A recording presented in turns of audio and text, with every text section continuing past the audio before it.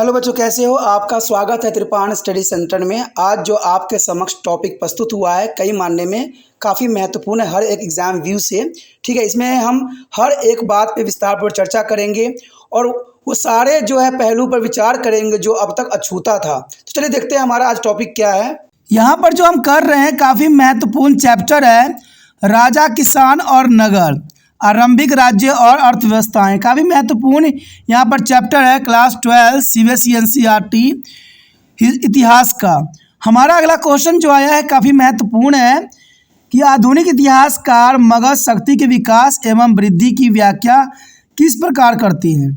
यानी जो आधुनिक इतिहासकार हैं मगध देखा जाए तो काफ़ी महत्वपूर्ण उस समय काल में थी। यानी 6वीं और 4वीं शताब्दी की बात करें तो उस समय काल में मगध का अपना एक महत्वपूर्ण बात थी। और महत्वपूर्ण बात यहाँ ये भी रहता है कि त्रिपाण स्टडी सेंटर आपके लिए पॉइंट व्यू क्वेश्चन का आंसर लाता है, तो ये काफ़ी महत्वपूर्ण है। हर क्लास के बच्चों के लिए यहाँ पर पॉइंट व्यू क्वेश्चन आते हैं, तो ये आपके लिए एग्ज़ाम के लिए काफ़ी महत्वपूर्ण रहता है। तो इसको देखिए, समझिए और लिखिए।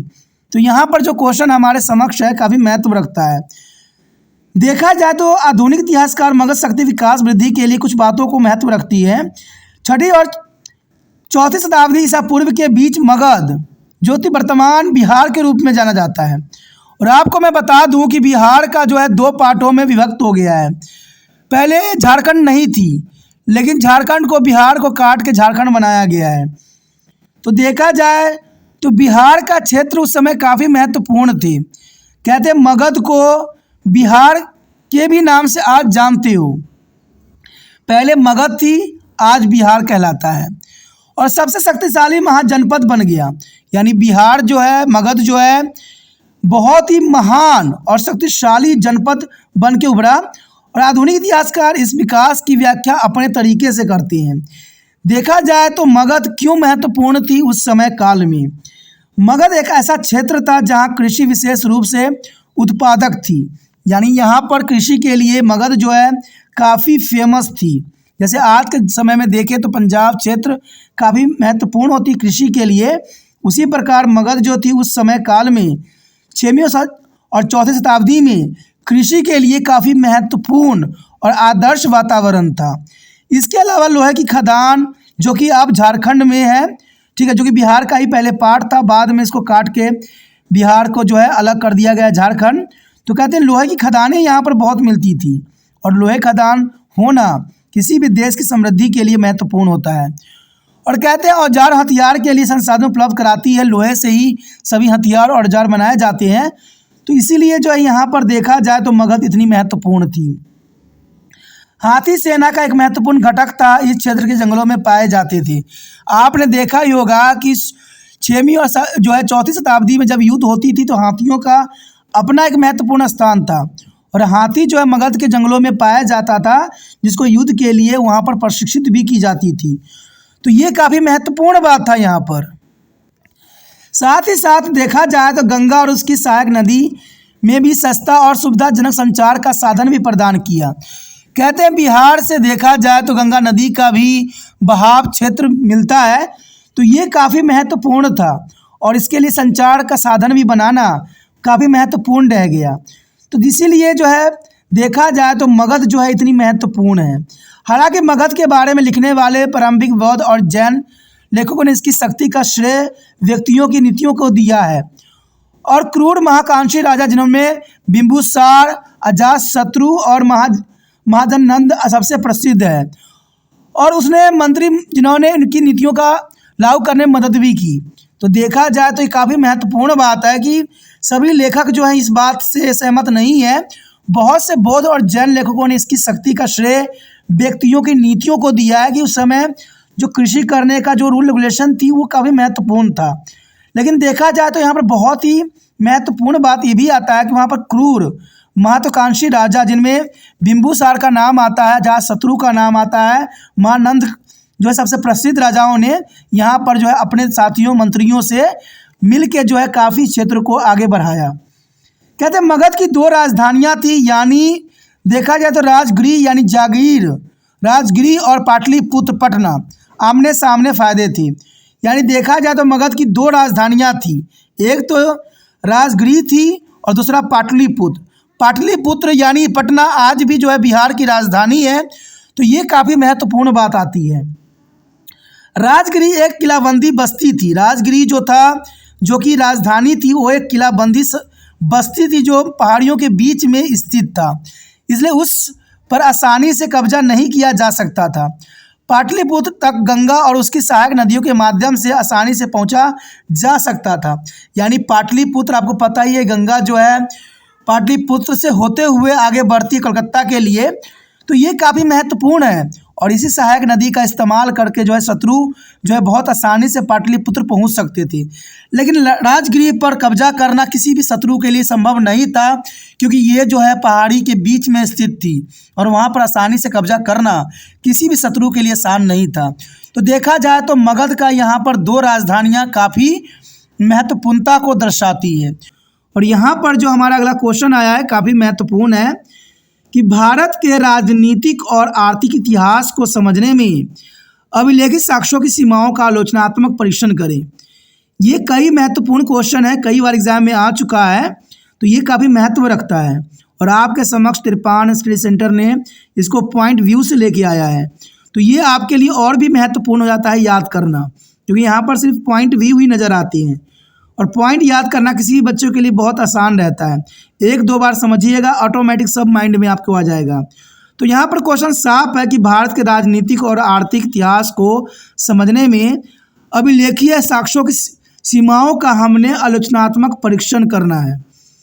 देखा जाए तो इतिहास जानने के लिए शिलालेख महत्वपूर्ण स्रोत होते हैं, लेकिन शिलालेखों की कुछ सीमाएँ होती हैं, वो शिलालेख काफ़ी महत्व रखता है, क्योंकि शिलालेख से ही हम इतिहास को जान सकते हैं, समझ सकते हैं। कई हजार शिलालेख खोजे गए हैं। देखा जाए तो कई हजार शिलालेख हमें मिले हैं, लेकिन इनमें से सभी को पढ़ा या अनुवाद नहीं किया जा सका है। सबसे बड़ी बात जो है हड़प्पा कल्चर की सभ्यता के जो हमें शिलालेख मिली है, उसको ना तो पढ़ा जा सका है, ना अभी तक समझा जा सका है। कहते हैं ऐसे ही हमें कई हजार शिलालेख मिले हैं और ना ही इसको अनुवाद किया गया है और नहीं पढ़ा जा सका है। आमतौर पर शिलालेख राजाओं और संरक्षण की प्रशंसा में लिखे जाते थे, जो काफ़ी महत्वपूर्ण बात है। उदाहरण के रूप में हम देखें तो प्रयाग प्रस्थ की रचना समुद्रगुप्त के दरबारी कवि हर्षसेन ने संस्कृति में की थी और यहाँ पर हरिसेन ने समुद्रगुप्त की जो है प्रशंसा में ये जो है प्रयाग प्रस्थी जो है उसने किताब लिखी थी, जो कि काफ़ी महत्वपूर्ण थी। तो देखा जाए तो आमतौर पर जो ये शिलालेख जो है राजाओं के और संरक्षण की प्रशंसा में लिखी जाती थी, तो इसमें वास्तविकता से बहुत दूर थी, इसमें सच्चाई की कमी थी, इसमें बहुत बातें जो है झूठी भी इसमें सम्मिलित की गई थी। इससे शिलालेखों से हमें राजा समुद्रगुप्त की आदता, उदारता, प्रशंसनीय क्षमताओं के बारे में पता चलता है, जिन्हें विभिन्न देवताओं के बराबर बताया गया है।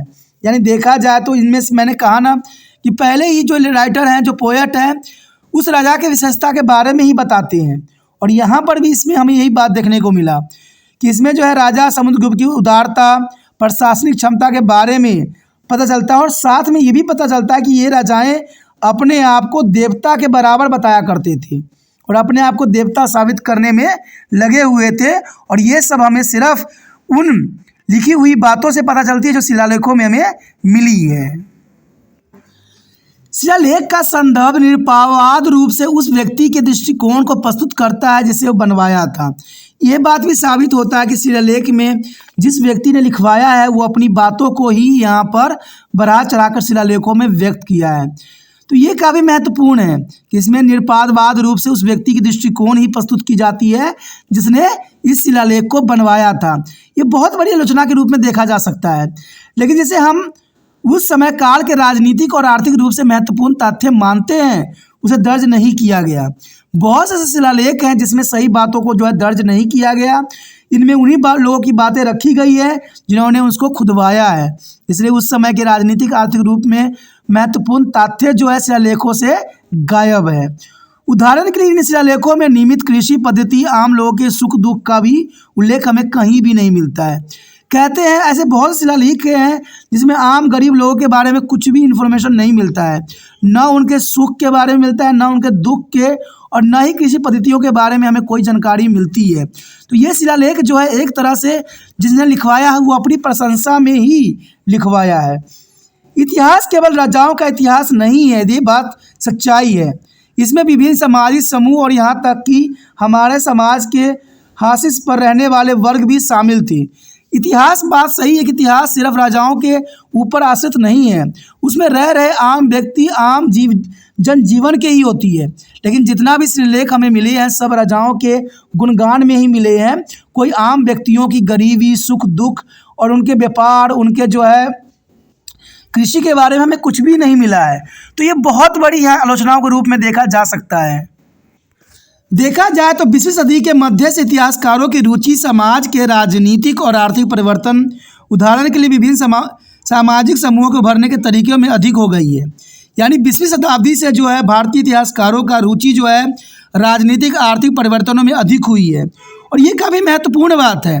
कहते हैं जब से इनको इतिहास में रुचि हुई है तब से बहुत सी बातों की खोज हुई है, और बहुत से साइट भी हमें मिले हैं जहाँ पर बहुत सी सभ्यता जो है नष्ट भी हुई है। तो देखा जाए आज भारत के लोग इतिहासकारों में और लोगों में इसके लिए बहुत दिलचस्पी बढ़ गया है। लेकिन पुराने समय में ऐसा नहीं देखने को मिला है, जिसके बारे में हमारा इतिहास अभी पूरी तरह से लिखी नहीं गई है। इसे पुराने सूत्र के नए सिरे से जांच हुए हैं, और इस संबंध में भारत के राजनीतिक और आर्थिक इतिहास की व्याख्या करने में शिलालेख की अपनी कुछ सीमाएं होती है। देखा जाए तो बहुत से ऐसे शिलालेख हैं जो नष्ट भी हो गए हैं, जिनको अभी तक पढ़ा भी नहीं जा सका है, और बहुत से ऐसी शिलालेख हैं जो राजा अपनी प्रशंसा में लिखवाया है। तो यहाँ पर शिलालेख की अपनी सीमाएं हैं, और हमें अभी शुरुआत से जांच कर रहे हैं, इसलिए हमें बहुत सी कठिनाइयों का भी सामना करना पड़ रहा है। देखा जाए तो अगला क्वेश्चन जो हमारे समक्ष आया है काफ़ी महत्वपूर्ण है कि इतिहासकारों ने मौर्य साम्राज्य के इतिहास के पुनर्निर्माण के लिए विभिन्न स्रोतों का उपयोग किया है, और वो कौन कौन से स्रोत हैं जिसके बारे में बताना है। क्वेश्चन यह साफ है कि इतिहासकारों ने मौर्य साम्राज्य के इतिहास को पुनर्निर्माण के विभिन्न स्रोतों का उपयोग किया है, वो स्रोतों के बारे में हमें यहाँ बताना है और समझाना है। देखा जाए तो इतिहासकारों ने मौर्य साम्राज्य के इतिहास के पुनर्निर्माण के लिए विभिन्न स्रोतों का उपयोग किया है, और वो स्रोत काफ़ी महत्वपूर्ण थे मौर्य साम्राज्य को समझने के लिए। देखा जाए तो पुरातात्विक उत्खनन में प्राप्त वस्तु विशेषकर मूर्ति कला एक महत्वपूर्ण स्रोत मानी जाती है। यानी देखा जाए तो मौर्य साम्राज्य को समझने के लिए मूर्ति कला की जो पद्धति है वो इतिहास को समझने के लिए काफ़ी महत्वपूर्ण साबित हो सकता है। इवन देखा जाए तो मैगनीज की रचना, चाणक्य द्वारा रचित अर्थशास्त्र जैसे समसामयिक कार्य उस काल के संबंध में महत्वपूर्ण स्रोत हैं।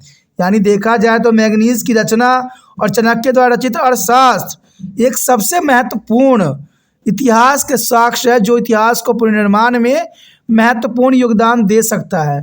और ये चाणक्य द्वारा जो है मौर्य समाज के विषय में विस्तृत जानकारी भी दी गई थी।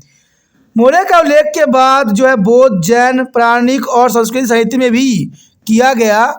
तो ये काफ़ी महत्वपूर्ण यहाँ पर बात आता है कि मौर्य का उल्लेख बाद के बौद्ध, जैन, पौराणिक और संस्कृति साहित्य में भी इसका विशेष योगदान था, इसका विशेष महत्व था।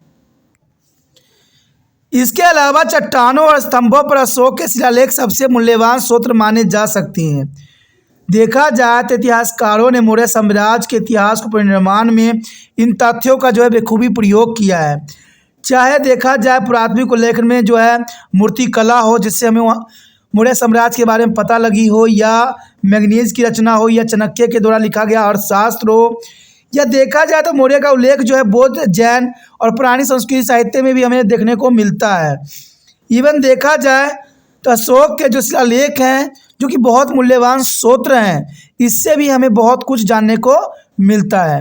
हमारा अगला क्वेश्चन जो आया है काफ़ी महत्वपूर्ण है एग्ज़ाम व्यू से। खरोष्टी लिपि को समझने में सिक्कों की क्या भूमिका है? नो दैट काफ़ी महत्वपूर्ण क्वेश्चन यहाँ पर है कि खरोष्टी लिपि को समझने में सिक्कों की क्या भूमिका हो सकती है। देखा जाए तो खरोष्टी लिपि को समझने में सिक्का की भूमिका अहम होती है, क्योंकि सिक्के से हमें उस समय काल के बारे में बहुत सी बातें समझ में आती है।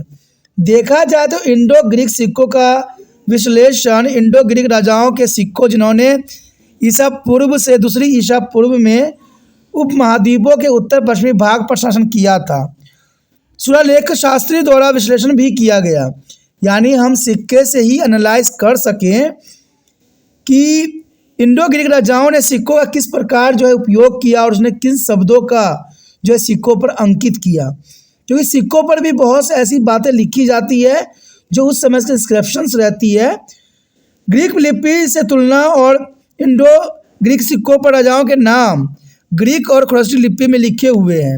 अब देखिए, इस बात से ये साबित हो जाता है कि इस समय काल में वो खरोष्टी लिपि से भली भांति परिचित थे, क्योंकि जितने भी सिक्के हमें प्राप्त उस समय हुआ, सभी सिक्कों पर राजाओं के जो नाम अंकित थे वो खरोष्टी लिपि में लिखे गए थे। तो ये बात काफ़ी महत्व रखता है कि अगर हम ग्रीक लिपि से तुलना अगर इंडो सिक्कों के राजाओं के नाम को करें तो सारे जो थे खरोष्टी लिपि में लिखे हुए थे। खरोष्टी लिपि की तुलना यूनानी लिपि से भी की गई है, क्योंकि खरोष्टी लिपि जो है यूनानी लिपि में भी देखने को हमें मिला है कई स्थानों पर।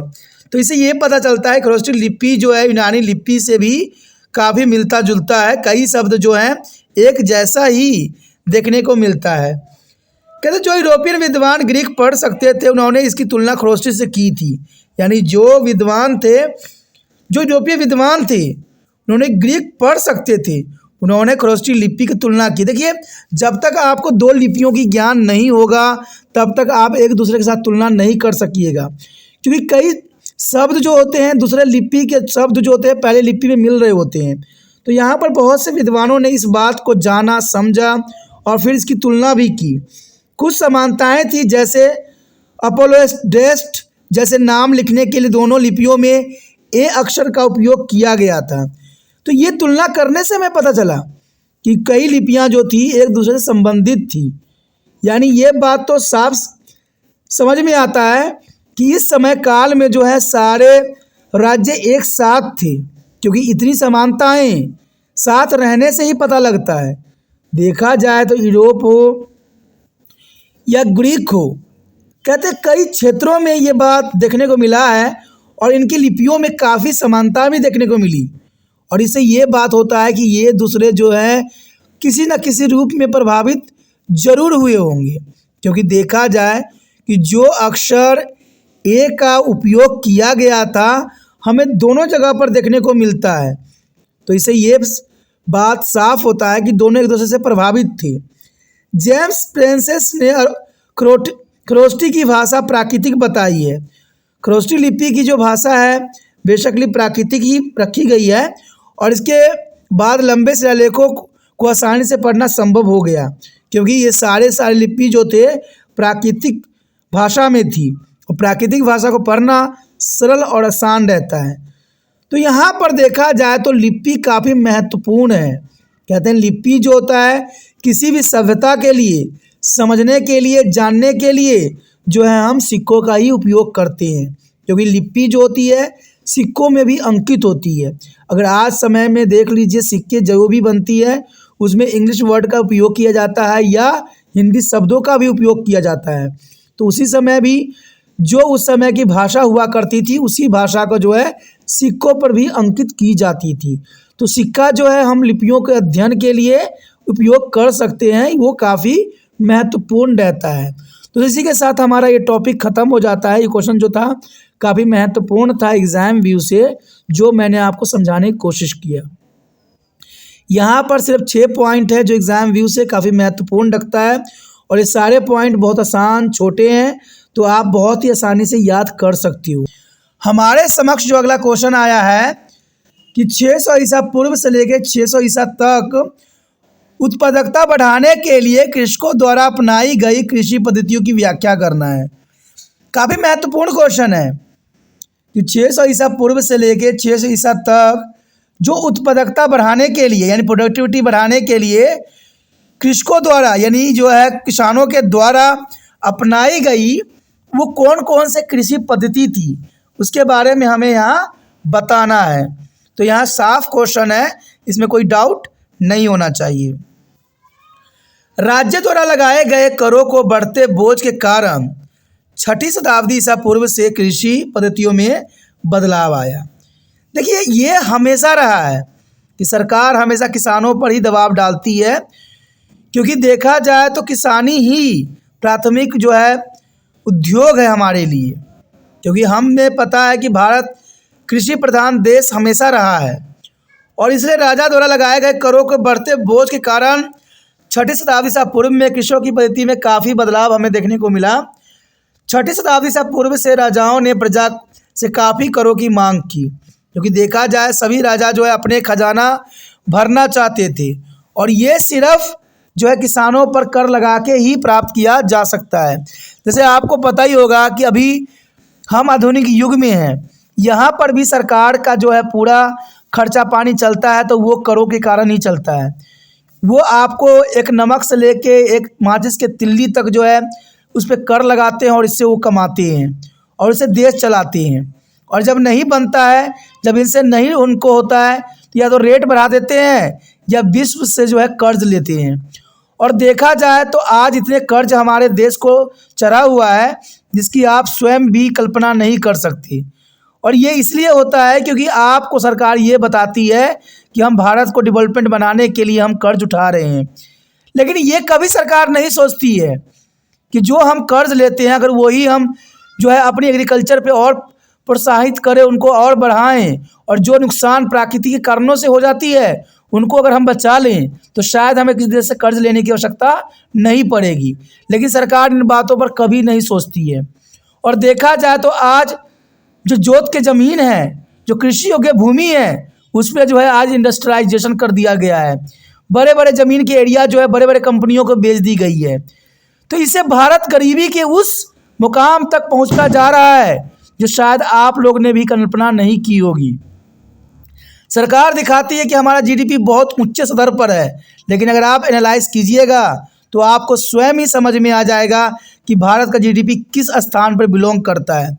अगर आपके पास नेट है तो आप रिसर्च कर सकते हो कि भारत की जीडीपी में कितनी पॉइंट है। पॉइंट देखिएगा तो 2 से भी कम पॉइंट भारत के पक्ष में है, जबकि अमेरिका 90 पॉइंट से आगे है। समझ लीजिए 90 और 2, हमें 90 तक पहुंचने में न जाने कितने हज़ार साल लग जाएंगे, इसका कोई कल्पना नहीं किया जा सकता है। कारण क्या है कि हम सिर्फ दिखावटी जीवन जीते हैं। हम ये नहीं समझते कि जितना चादर हो उतना ही पैर पसारना चाहिए। हम सिर्फ ये दिखाना चाहते हैं कि भारत हर क्षेत्र में उच्च है, और इसके कारण जो है हम अपने आप को ही बर्बाद करने के कगार पे खड़े कर चुके हैं। कहते हैं दोस्तों, लालच बहुत बुरी बला है। दूसरा घर परिवार में कोई सामान खरीदता है तो हमें लालचाना नहीं चाहिए, लेकिन भारत ऐसा ही कर रहा है। वो अपने आप को जो है सुपर पावर के बीच में रखने की कोशिश कर रहा है। लेकिन हमें कहते हैं पहले अपने घर की समस्याओं को सुलझाना चाहिए, तब जाके जो है दूसरे घर की समस्या को देखना चाहिए। लेकिन भारत ये नहीं कर रहा है। भारत सिर्फ दिखावटी जीवन जी रहा है। कहते हैं जितना भारत सबसे अधिक पैसा इन्वेस्ट कर रहा है दूसरे कार्य में, वो देश की प्रगति नहीं है, देश की दुर्गति है। और ये आपको समय आने पर स्वयं ही आपको पता चल जाएगा कि भारत किस जगह बिलोंग करती है। तो यही बात यहाँ भी आता है कि हमें देखा जाए तो राजा भी उस समय जो थे किसानों को ही दबाते थे, और आज जो है आधुनिक युग में भी जो मंत्री सब होते हैं वो आम गरीब से ही टैक्स वसूल के अपने जेब को गर्म करते हैं, और ऐसे ऐसे करप्शन में लिप्त होते हैं जिसकी कल्पना करना संभव नहीं है। अधिक करों की इस मांग को पूरा करने के लिए किसानों ने अपनी फसलों का उत्पादन बढ़ाने के लिए नए साधन खोजने शुरू कर दिए। अब जर्नल सी बात, सरकार अब जब अपनी पैतरा अपनाएगी, टैक्स बढ़ाएगी, तो किसानों को भी सोचना पड़ेगा। और इन कारणों से जो है करप्शन का जो है जन्म होता है, यानी भ्रष्टाचार जन्म होता है। आज न्यूज़ लगा के देख लीजिए, हर जगह भ्रष्टाचार के कहीं ना कहीं न्यूज़ आता ही होगा। तो कहते हैं क्या राजनीतिक में हमने इतने भ्रष्टाचार लोगों को भर दिया है जो हमारे देश को जो है चाटते चले जा रहे हैं।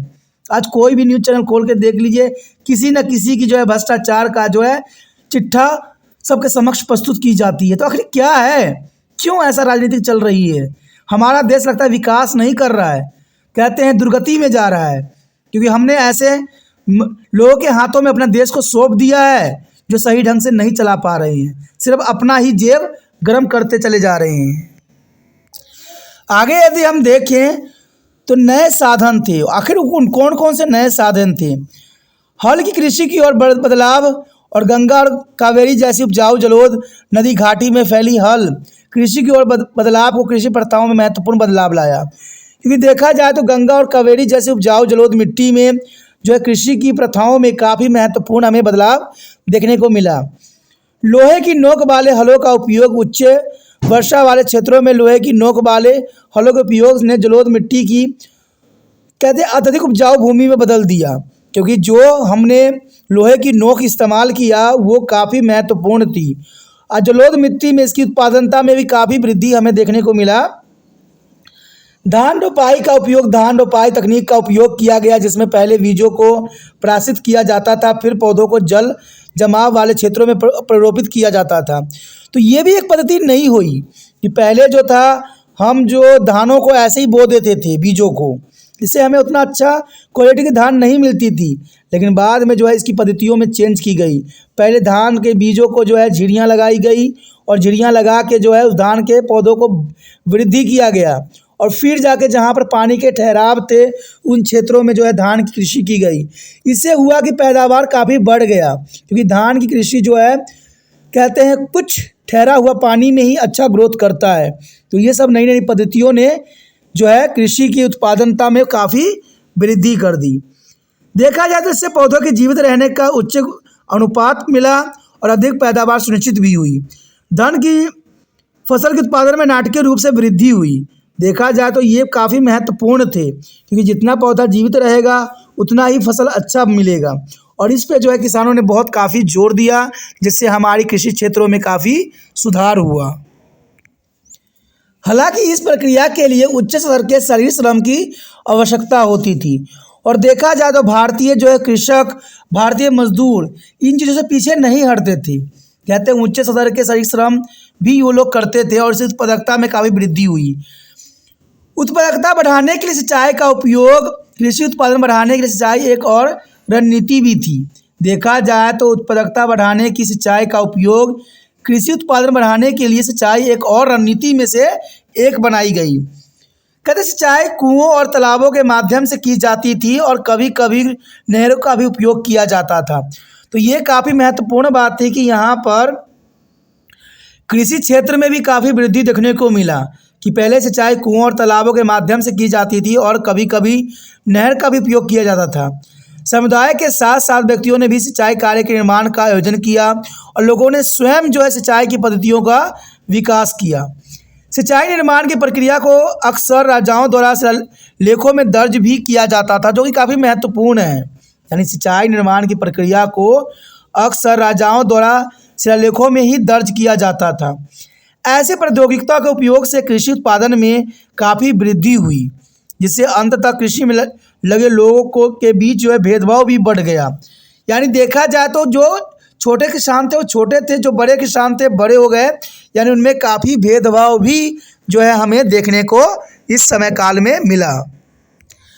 बड़े भूधारक और ग्राम प्रधान शक्तिशाली व्यक्ति के रूप में उभरकर सामने आए, जिन्होंने कृषकों या खेतिहरों मजदूरों पर नियंत्रण कायम रखा। यानी देखा जाए तो इसके कारण जो है बड़े भूधारक और ग्राम प्रधान जो है शक्तिशाली व्यक्ति के रूप में उभरे और कृषकों और खेतिहर मजदूरों पर नियंत्रण रखना उनका स्वाभाविक जो है कर्म बन गया। इस प्रकार 6ठी शताब्दी ईसा पूर्व से कृषि के क्षेत्रों में उल्लेखनीय परिवर्तन हमें देखने के लिए मिले और काफ़ी ऐसे क्षेत्र थे जो कि काफ़ी महत्वपूर्ण थे। तो इसी के साथ हमारा क्वेश्चन ख़त्म हो जाता है, जो कि काफ़ी महत्वपूर्ण था एग्ज़ाम व्यू से। आपको समझ में आया, अच्छा लगा? अगर आप दिल से त्रिपाण सर की मदद करने की विश्वास रखते हो तो जितना हो सके शेयर कीजिए, क्योंकि शेयर ही दूसरे बच्चे के लिए केयर हो सकता है। ठीक है। और एक बात जो महत्वपूर्ण रहता है, कभी वीडियो देखिए स्किप करके ना देखिए, वीडियो को आगे बढ़ा के ना देखें, इससे वीडियो गुणवत्ता नहीं समझ में आएगी, आपको क्वेश्चन समझ में नहीं आएगा। यहाँ पर जो है क्वेश्चन आपको पॉइंट व्यू है तो आपके एग्जाम के लिए काफ़ी महत्वपूर्ण रहता है। यहाँ पर 1 पॉइंट नहीं होती, 2 पॉइंट नहीं होती, 3 पॉइंट नहीं होता है, यहाँ पर 10-10, 12 पॉइंट होते हैं। तो आप कोई भी पॉइंट अगर आसानी से याद कर लेते हो जो आसान है तो ये एग्ज़ाम में आपको लिखने के लिए पर्याप्त होता है। सोचिए नहीं दोस्तों, जितना हो सके शेयर करने की भावना बरकरार रखिए। ठीक है, इससे जो होगा त्रिपाण सेंटर आगे बढ़ेगा और आपके लिए जो है अच्छा से अच्छा करेगा। साथ में पहली बार मेरे चैनल पे आए हो, पहली बार वीडियो देख रहे हो, समझ में आ रहा है, अच्छा लग रहा है, तो जानना सी बात है दोस्तों, चैनल को सब्सक्राइब कर लीजिए, सब्सक्राइब कीजिएगा। तो यहाँ पर आपको पता ही होगा 8 से लेकर एमए तक के बच्चों के लिए बहुत कुछ है, समझने सोचने के लिए बहुत कुछ है। तो अभी सोचनी है नहीं, विचार ना कीजिए, अभी त्रिपाण स्टेशन को सब्सक्राइब करके अपने मोबाइल में सेव कीजिए।